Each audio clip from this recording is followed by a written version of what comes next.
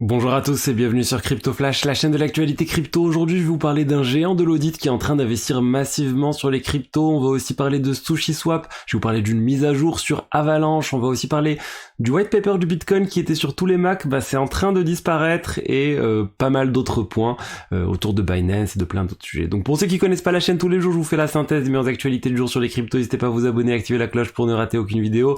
Et les cryptos déjà, regardez la hausse des cryptos aujourd'hui, une journée verte. Un Bitcoin à 29 700 $, plus 8,49% par rapport à hier. Un Ether à 1947 $, plus 7%. Donc vraiment une très bonne journée pour les cryptos. L'ensemble du marché est en hausse de près de 7%. BNB plus 3%, XRP plus quasiment 5%, Cardano 9%. Bref, une très bonne journée pour les crypto-monnaies. J'ai pas d'annonce majeure qui est venue et qui a augmenté, qui a fait exploser tout ça. On n'a pas eu d'annonce de la Fed ou autre. Espérons juste que ça continue. On a connu une petite baisse ces derniers jours, donc là c'est la reprise. Tant mieux pour le marché crypto. Je voulais vous parler de Cool Wallet, c'est un portefeuille physique de crypto-monnaies, c'est un partenaire de la chaîne, c'est une marque qui est très connue en fait à l'international, ils sont très présents sur le marché asiatique, mais et là ils sont à peine en train de se lancer sur le marché français. Ils ont pas mal d'avantages, regardez le format on va dire compact, carte de crédit, c'est très pratique pour en stocker le Cool Wallet dans votre portefeuille réel.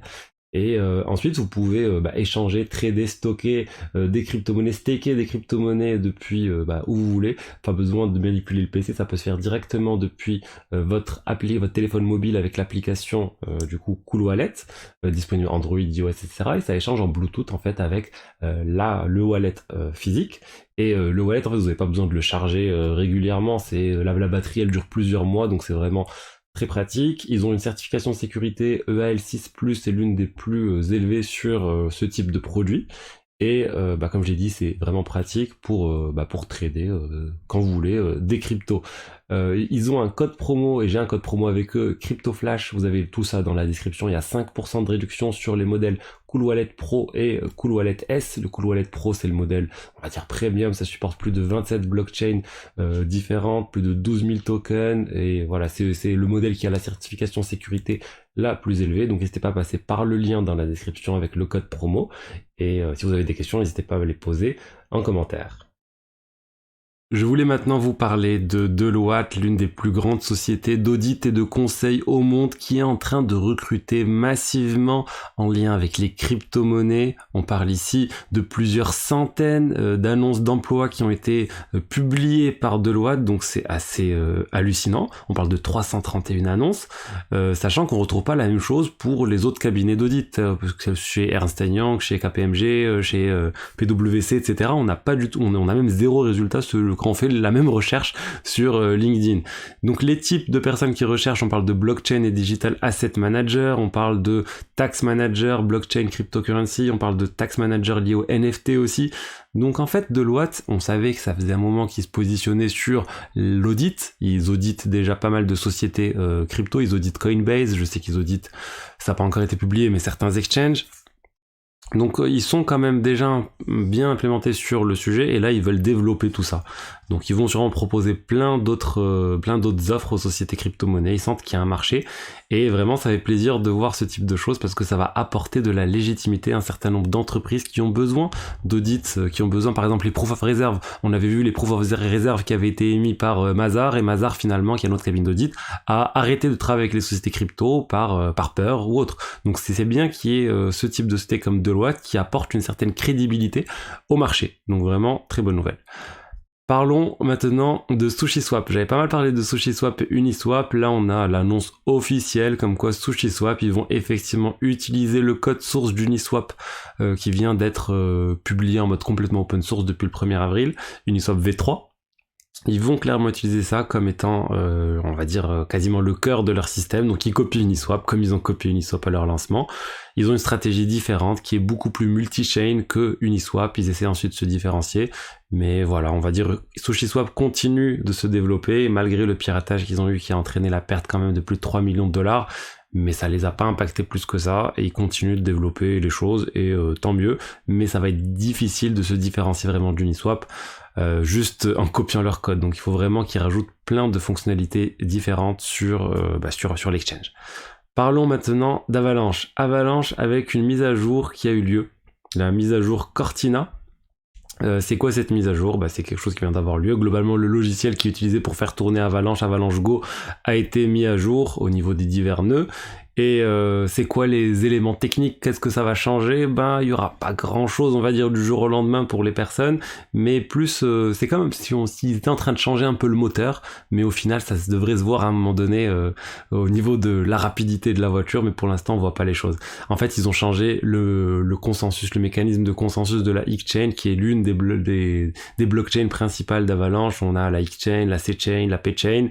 Ils sont en train d'essayer d'homogénéiser tout ça, utiliser un même mécanisme de consensus, ça va faciliter ensuite l'interopérabilité au niveau de ces blockchains, donc tant mieux. Ils ont aussi augmenté la limite de gaz sur la C-Chain, donc là où la blockchain qui est compatible avec les applications Ethereum, qui est compatible EVM, ça devrait permettre d'avoir certaines applications, on va dire, plus complexes qui ne vont pas atteindre cette limite de 8 millions de gaz qui était en place par le passé. Là, ça va augmenter. Donc ça aussi, plutôt bonne nouvelle, mais voilà, pas non plus de changement majeur. On n'est pas sur quelque chose qui va changer fondamentalement la manière dont fonctionne Avalanche, mais c'est bien qu'il continue de se développer. Parlons de ZK-Sync, la solution de niveau 2 sur le réseau Ethereum de ZKEVM, Zero Knowledge, cette technologie, tout le monde s'accorde à dire que c'est l'avenir.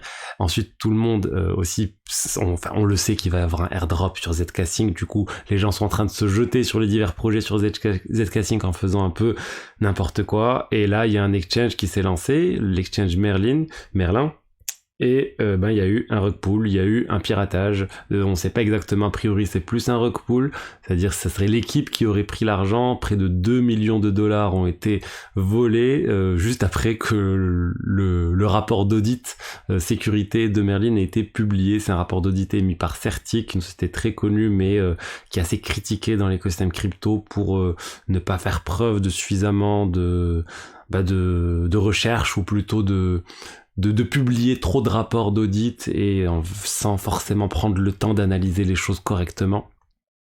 Et Certic, en fait, il aurait reproché de ne pas avoir mis un gros warning sur le fait que ZK-Sync, l'équipe qui est plutôt de Merlin, pouvait retirer l'ensemble des cryptos qui étaient sur la plateforme. Et concrètement, c'est ce qui est arrivé.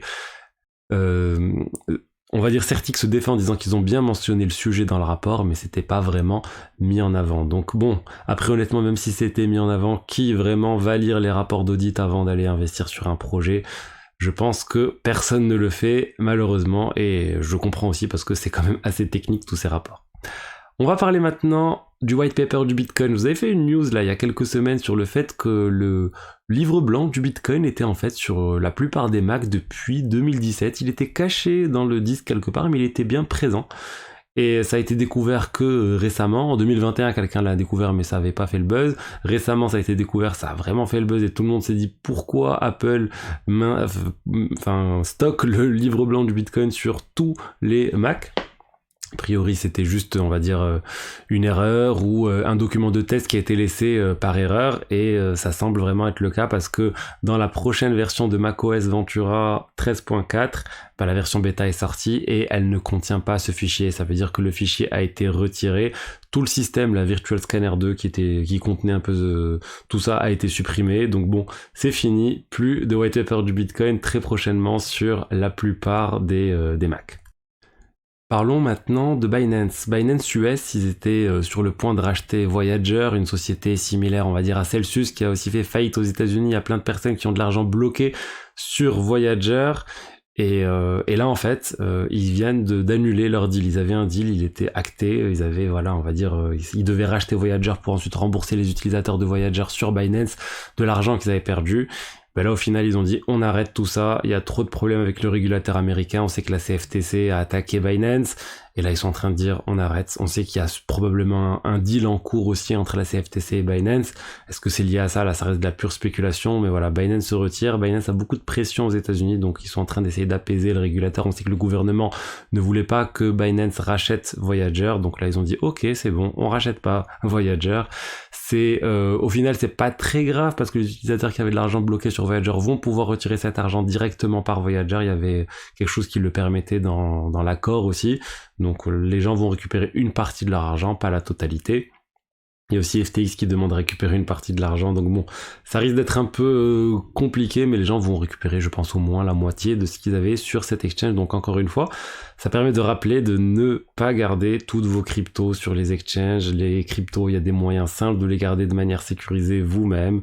Les Ledger, les MetaMask, enfin il y a plein, les Cold Wallet, les Paper Wallet, il y a une tonne de manières différentes, à vous de choisir celle qui vous correspond le mieux, parce qu'il faut pas non plus perdre la clé de secours. Si si vous perdez tout ça, vous perdez votre PC, il faut que vous ayez un moyen de récupérer toutes ces informations.